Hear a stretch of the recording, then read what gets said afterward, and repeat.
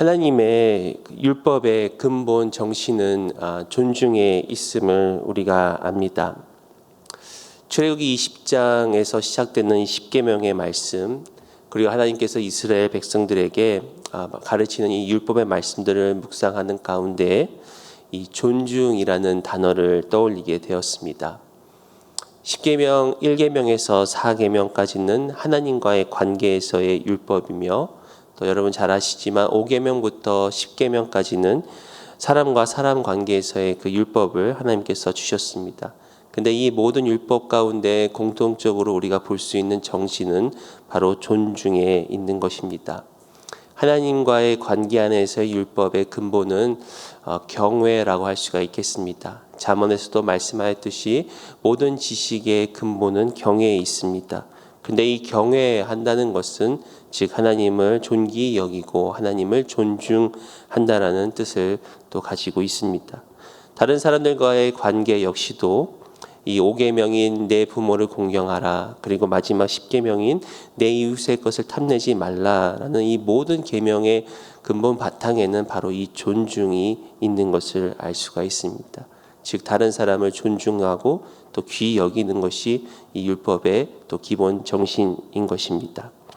오늘 우리가 함께 읽은 이 본문은 다른 사람의 생명을 해하거나 또 다른 사람에게 폭력을 행한 사람들, 또 그 사람들을 어떻게 처벌할 것인지에 대한 말씀을 우리에게 주고 있습니다.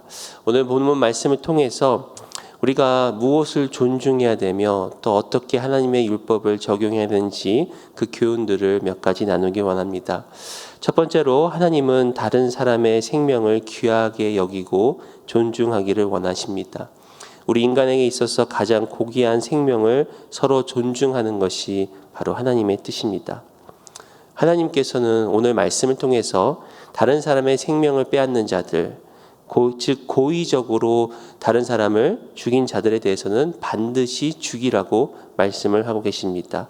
본문 12절을 보시면 사람을 쳐 죽인 자는 반드시 죽일 것이나, 이는 10계명의 7계명인 살인하지 말라의 말씀으로 바탕을 해서 이 사람을 때려서, 즉 의도적으로 죽일 목적으로 때려서 죽였으면 그도 역시 죽음으로 처벌을 받아야 한다는 것입니다. 또한 하나님께서는 이 고의적으로 다른 사람을 죽인 사람들에게는 용서함이 없음을 말씀을 하십니다. 13절과 14절 보시면 사람이 만일 고의적으로 한 것이 아니라 나 하나님이 사람을 그의 손에 넘긴 것이면 내가 그를 위하여 한 곳을 정하리니 그 사람이 그리로 도망할 것이며 사람이 그의 이웃을 고의로 죽였으면 너는 그를 내 제단에서라도 잡아내려 죽일지니라. 여기서 이 제단이라는 것은 하나님께 제사 드리는 지내는 곳입니다. 제단은 우리의 속죄가 있는 곳이요 또 용서와 화해가 있는 곳입니다. 나중에 좀 더 말씀드리겠지만 이 13절에서는 하나님께서는 이 고의가 아닌 어떤 사고나 또 우발적으로 다른 사람을 죽인 경우에는 저들에게 이 도피성이라는 곳을 마련하여서 저들의 그 사형을 또 면할 수 있도록 하나님께서 준비해 주셨습니다. 그런데 만약에 고의로 사람을 죽인 자들은 아무리 저들이 도피성으로 피할지라도 또 오히려 오늘 지금 14절의 말씀과 같이 이 도피성보다 더 성스럽고 또 속죄와 용서와 화해가 있는 그들이 제단으로 갈지라도 하나님은 반드시 저들을 잡아내서 죽이라라고 말씀을 합니다. 이처럼 인간의 생명은 너무나도 귀한 것이며 또 그 생명을 창조하신 하나님 외에는 어느 누구도 다른 사람의 생명을 빼앗을 수 없습니다. 우리 모두에게 있어서 가장 중요한 것은 이 생명입니다. 우리에게 육신의 생명은 한 번밖에 주어지지 않습니다. 또한 하나님께서는 인간을 창조하실 때 유일하게 자기 형상대로 인간을 창조하시고 그 코에 생기를 불어 넣어 주셨습니다. 그러므로 이 생명이란 우리가 단순히 숨을 쉬고 살아가는 것이 아닙니다. 짐승도 숨을 쉬고 식물도 숨을 쉬지만 인간의 숨은 다른 것입니다. 하나님은 우리가 다른 사람의 생명을 함부로 취하지 말아야 할 이유에 대해서 바로 인간은 하나님의 형상대로 지음을 받았기 때문이다라고 말씀을 해 주십니다. 창세기 9장 6절에는 무릇 사람의 피를 흘리면 사람이 그 피를 흘릴 것이니 이는 하나님이 자기 형상대로 사람을 지었음이니라. 바로 하나님께서 다른 사람의 피를 흘리지 말아야 될 이유가 하나님의 형상에 있기 때문이다라고 말씀해 주십니다. 이 하나님의 형상대로 지음 받았다는 것은 바로 우리 안에 하나님이 계시다는 것입니다.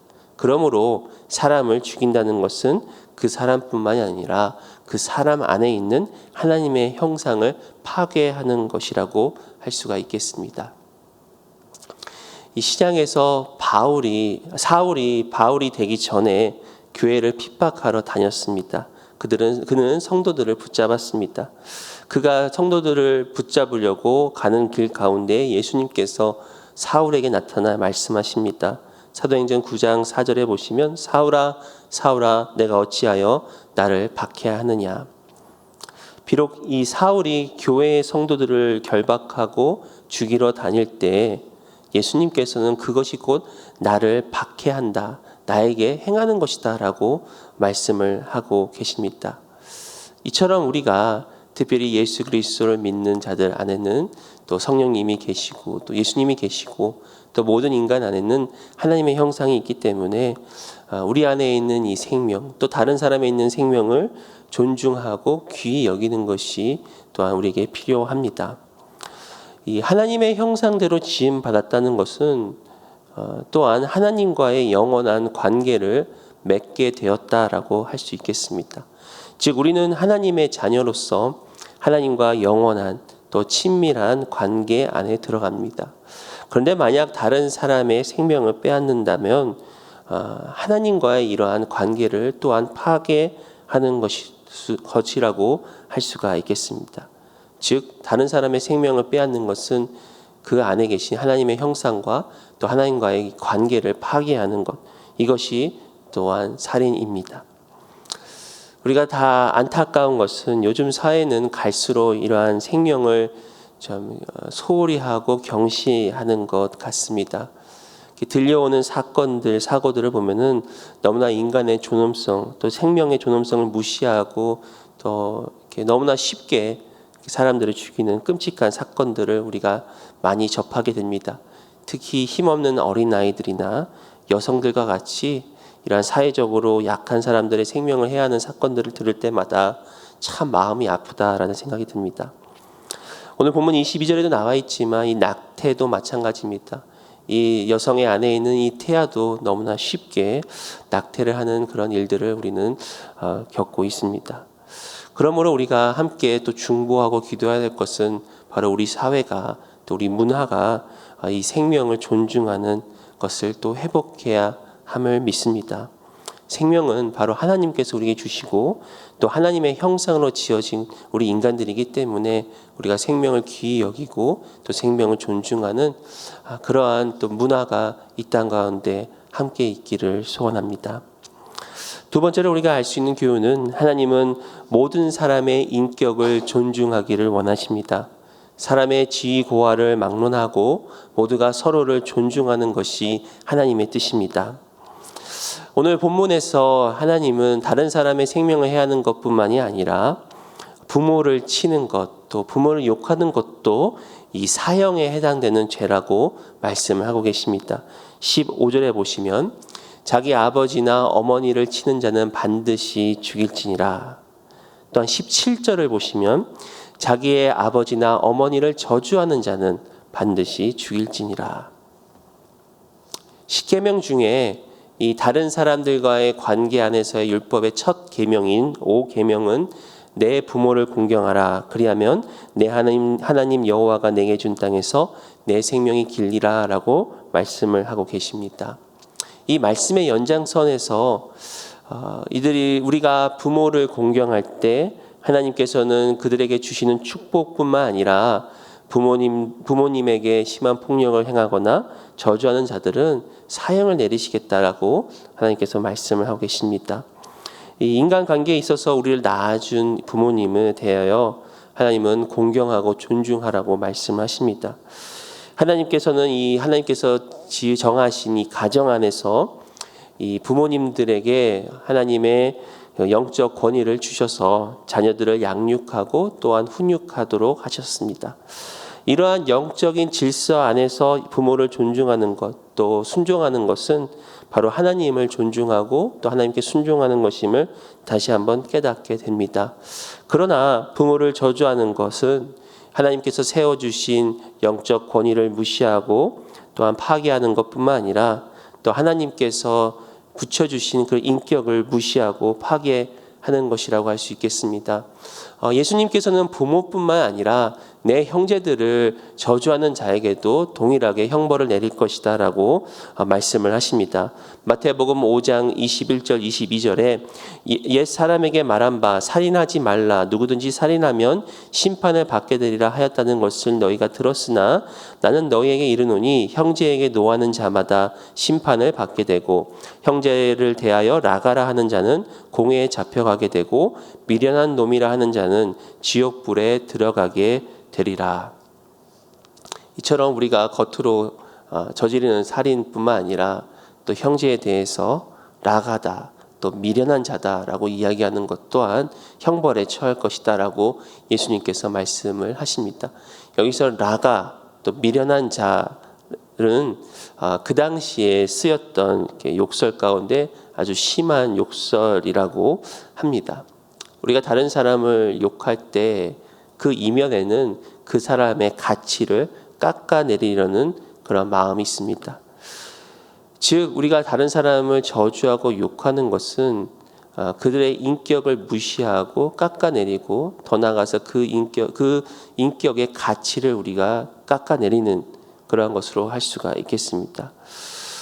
또한 하나님께서는 오늘 말씀을 통해서 부모에게 폭력을 행하고 저주하는 자들뿐만 아니라 이 다른 사람들을 강제로 납치하는 자들 또한 사형에 처한다라고 말씀을 하십니다. 이 16절에 보시면 사람을 납치한 자가 그 사람을 팔았든지 자기 수하에 두었든지 그를 반드시 죽일지니라. 이 사람을 납치하는 것, 인신매매라고 할 수가 있겠습니다. 지금도 세계 곳곳에서 일어나고 있는 이 인신매매, 특히 이 성범죄를 위해서 이 젊은 여성들을 인신매매하는 휴먼 트래피킹의 문제가 참 심하다는 것을 우리가 알 수가 있습니다. 하나님이 이처럼 다른 사람들을 함부로 납치하고 또 그들을 강제적으로 매매하는 것은 이 하나님께서 창조하신 그 사람의 인격을 무시하고 또 깎아내리고 파괴하는 행위이기 때문에 하나님께서는 이를 엄히 다스려서 인간의 존엄성을 지키도록 하셨습니다. 우리는 또한 그 당시에 있었던 여종과 남종들에 대해서도 하나님은 저들의 인격을 존중하라고 말씀을 하십니다. 오늘 본문의 20절과 21절을 보시면 사람이 매로 그 남종이나 여종을 쳐서 당장에 죽으면 반드시 형벌을 받으려니와 그가 하루나 이틀을 연명하면 형벌을 면하리니 그는 상전의 재산임이라.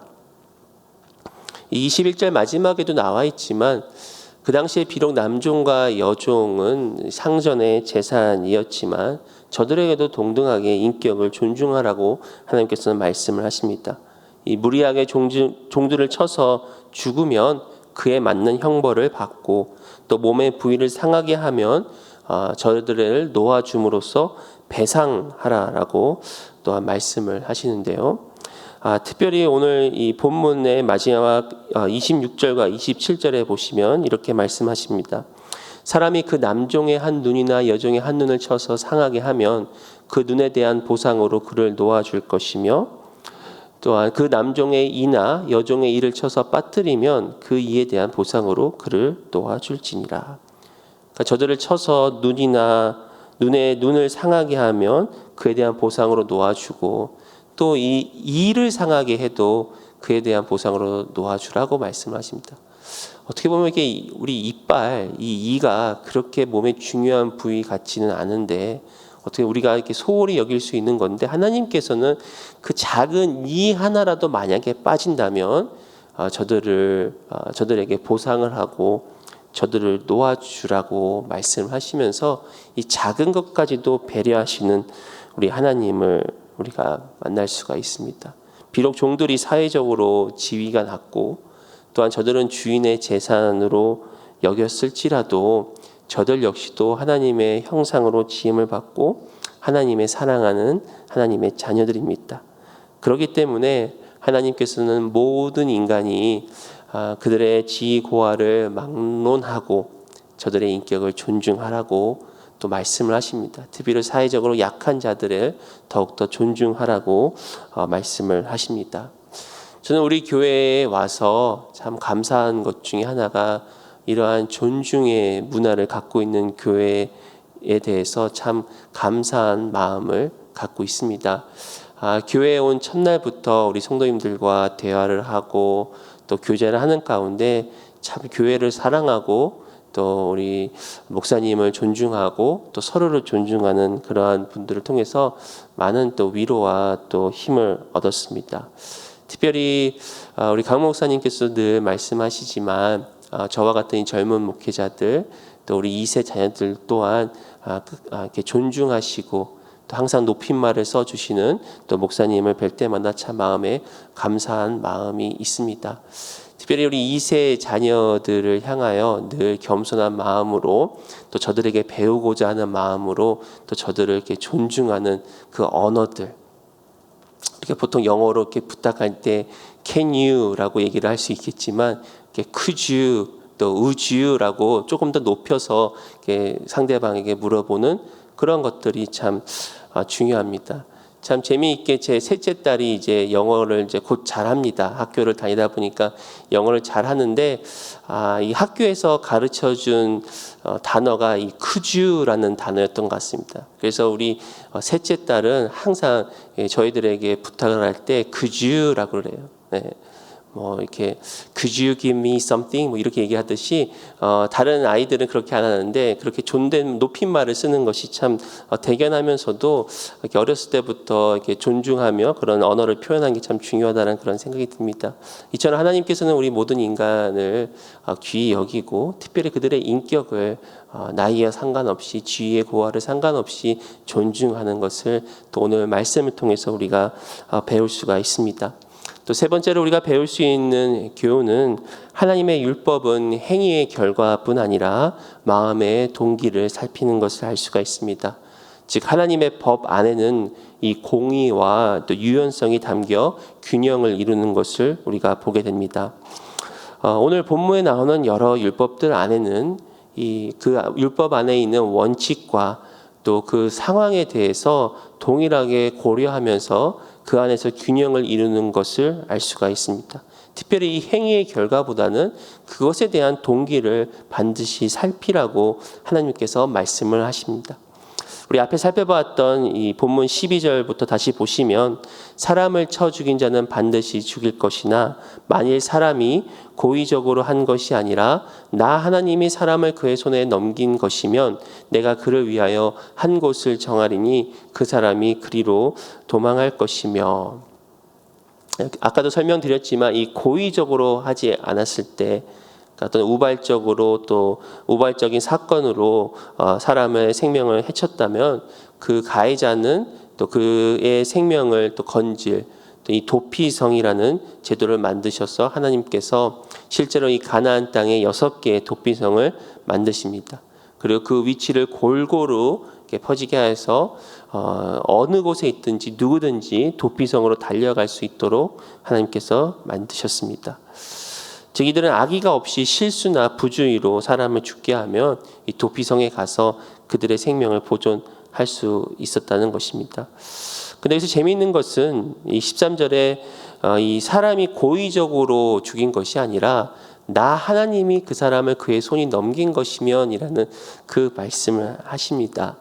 어떻게 보면 이게 정말 하나님께서 어떤 하나님의 뜻대로 그 사람을 손에 넘긴 것이라고 또 우리가 볼 수가 있겠지만 자세히 좀 살펴보고 묵상하면 어떻게 보면 하나님의 섭리 안에서 그것을 허용하셨다라면 라는 또한 그런 의미로도 우리가 해석할 수 있겠습니다. 그러니까 비록 우리가 살인을 저지르거나 그것이 어떤 고의적이거나 그렇지 않거나 이러한 모든 그런 사건들 안에서도 이러한 하나님의 섭리가 담겨 있다는 것을 우리가 다시 한번 깨닫게 됩니다. 즉 하나님께서는 그 순간에도 섭리하셔서 그러한 일들을 이루고 계십니다. 또한 서로 싸우다가 상대방이 다쳤지만 죽지 않으면 또 그만한 그에 해당하는 보상을 하라고 말씀을 하십니다. 이 18절과 19절에 보시면 사람이 서로 싸우다가 하나가 돌이나 주먹으로 그의 상대방을 쳤으나 그가 죽지 않고 자리에 누웠다가 지팡이를 짚고 일어나 걸으면 그를 친 자는 형벌을 면하되 그간의 손해를 배상하고 그가 완치되게 할 것이다. 또한 이 임신한 여인을 쳐서 낙태한 경우도 마찬가지입니다. 22절 보시면 사람이 서로 싸우다가 임신한 여인을 쳐서 낙태하게 하였으나 다른 해가 없으면 남편의 청구대로 반드시 벌금을 내되 재판장의 판결을 따라낼 것이다. 이 모든 것들이 그 행위에 있어서의 그 동기, 이것이 고의적인지 악의적인지 아니면 우발적인 사건으로 인하여 이루어진 것을 자세히 살펴보고 그에 합당한 배상을 하라라고 말씀을 합니다. 또 금방 읽었던 22절에는 그들이 배상을 하되 남편이 청구한 대로 배상을 하되 재판장을 세워서 그것을 공정하게 또한 배상하라라고 말씀을 하십니다.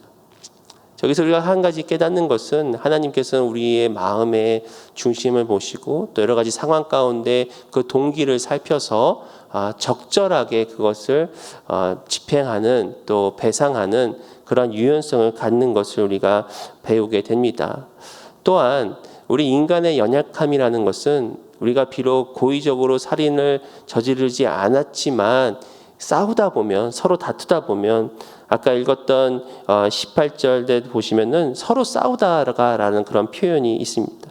그러니까 이 서로 싸우다가 또 22절도 서로 싸우다가 그런 일이 벌어질 수 있다라는 것을 하나님께서는 아셨기 때문에 즉 우리 인간이 연약하기 때문에 다툼으로 시작을 했지만 그것이 폭력적으로도 변할 수 있음을 알기 때문에 이 모든 것 가운데 참 공정하게 재판을 하고 또 서로에게 배상을 하라라고 말씀하십니다. 그러면서 하시는 말씀이 23절부터 보시면 그러나 다른 해가 있으면 갚되 생명은 생명으로 눈은 눈으로 이는 이로 손은 손으로 발은 발로 된 것은 된 것으로 상하게 한 것은 상함으로 때린 것은 때림으로 갚을지니라. 그러니까 받은 대로 그대로 돌려주라라는 그런 말씀을 하고 있습니다. 그 보면은 혹시 이 몸의 일부를 똑같이 받은 대로 똑같이 상하게 하라는 것이 지금 우리 이 시대의 윤리로 생각하면 좀 잔인하다라고 우리가 생각할 수 있겠지만 하나님은 여기서 바로 이 우리 인간의 완악함과 또 연약함을 아시기 때문에 우리가 일반적으로 우리가 받은 것보다 몇 배로 불려서 갚으려는 그런 인간의 그 마음을 하나님께서 아시고 저들을 보호하시기 위해서 받은 만큼만 배상하라라고 우리는 이것을 해석할 수가 있겠습니다.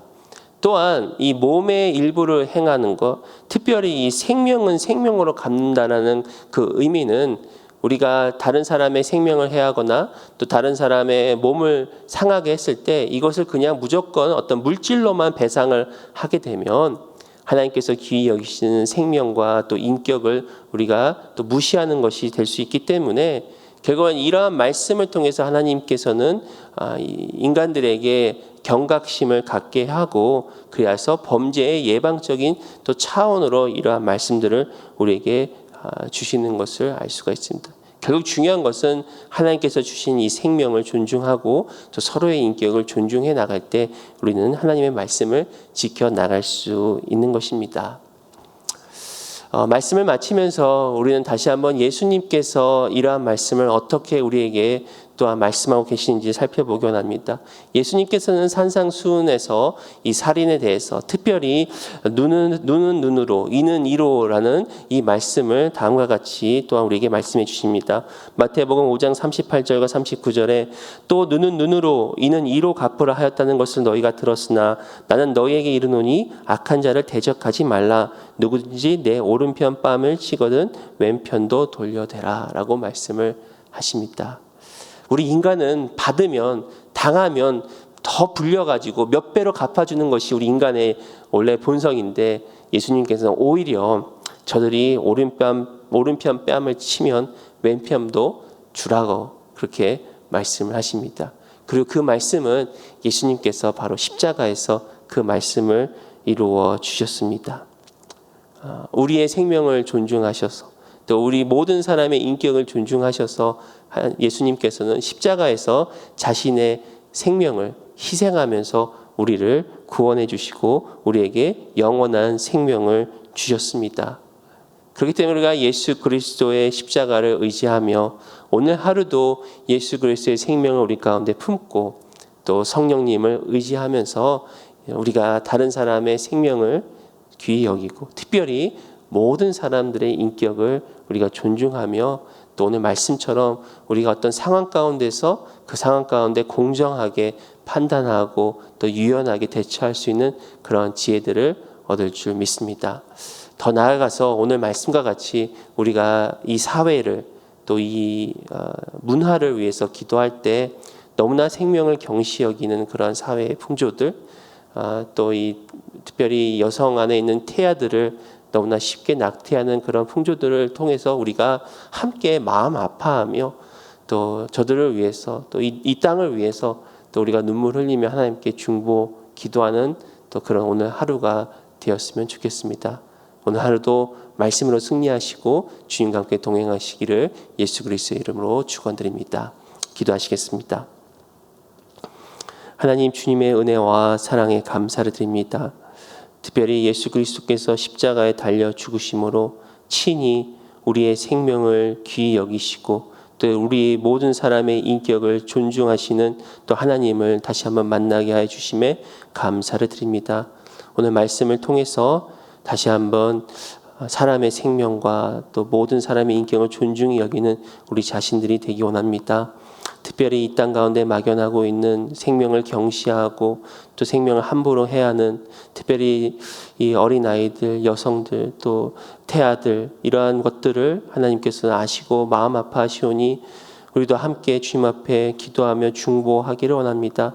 이 땅 가운데 하나님의 공의가 서게 하여 주시고 이 땅 가운데 하나님의 사랑과 은혜가 풍성하여져서 정말 하나님 나라를 이루는 이 땅 되도록 하나님께서 인도하시고 함께하여 주옵소서. 우리 새생명 비전교회를 지금까지 인도해 주신 하나님, 계속해서 하나님을 기쁘시게 하며 또 감사로 영광 돌리는 우리 공동체 되기를 원합니다. 지금 이 순간에도 여러 이 모양 저 모양으로 고난 가운데 계시는 우리 성도님들 기억하여 주시고 어제 주일 말씀처럼 고난을 통해서 하나님께서 하실 일, 또 고난을 통해서 하나님의 영광을 나타내실 일을 바라보며 하루하루 또한 하나님께서 그 하루하루를 또 우리가 살아내도록 주께서 인도하시고 함께해 주시옵소서. 세우신 강주민 담임 목사님의 영육간의 강건함을 주께서 허락하여 주시고 또 쉼과 또 회복을 허락하여 주시며 우리 모든 리더십 가운데 하나님의 지혜를 가지고 또 교회를 잘 이끌어가는데 부족함이 없도록 함께해 주옵소서.